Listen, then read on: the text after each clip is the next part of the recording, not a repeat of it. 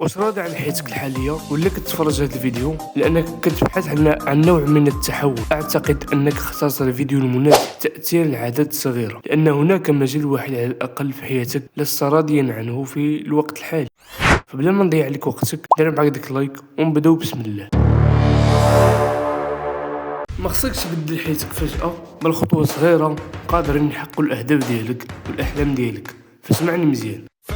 هادو ثلاثة صحاب كبروا وتربوا مع بعضهم، وتقريبا عندهم نفس الدخل ونفس الأوزان. الصديق الأول اسمه إلياس. هاد إلياس يستمر في فعل نفس الأشياء نفسها. إنه سعيد أو يعتقد أنه سعيد، لكنه يشتكي من عدم تغيير أي شيء. الصديق الثاني يدعى محمد. قرر بإجراء بعض التغييرات صغيرة. بدأ بقراءة 10 صفحات من كتاب جيد كل ليلة، وبدأ يستمع لفيديوهات تطوير الذات في أثناء تنقله للعمل، وخفض 125 سعرة حرارية من نظامه الغذائي اليومي. أراد محمد رؤية تغييرات في حياته، لكنه لم يرد جلب بشأنها. أما صديقنا البطل أسامة فاتخذ الخيارات السيئة. اشترى مؤخرا بلاي ستيشن حتى يتمكن من لعب مزيد من الألعاب المفضلة، وضاف مشروب واحد في الأسبوع إلى نظامه الغذائي. ليس هناك أي تصرف مجنون، كلما أراد أسامة الحصول على بعض المرح والاسترخاء قليلا.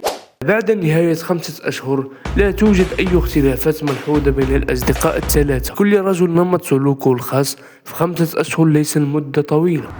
بعد نهاية 10 أشهر لا يوجد أي فروق ملموسة في مظهر هؤلاء الأصدقاء، إلا بعد وصولنا إلى نهاية شهر 25 رأينا فرقا كبيرا، وبحلول الشهر 31 رأينا تغييرا مذهلا. فبينما أسامة سمين، كان محمد رشيق غير خفض 125 سعرة حرارية من نظامه.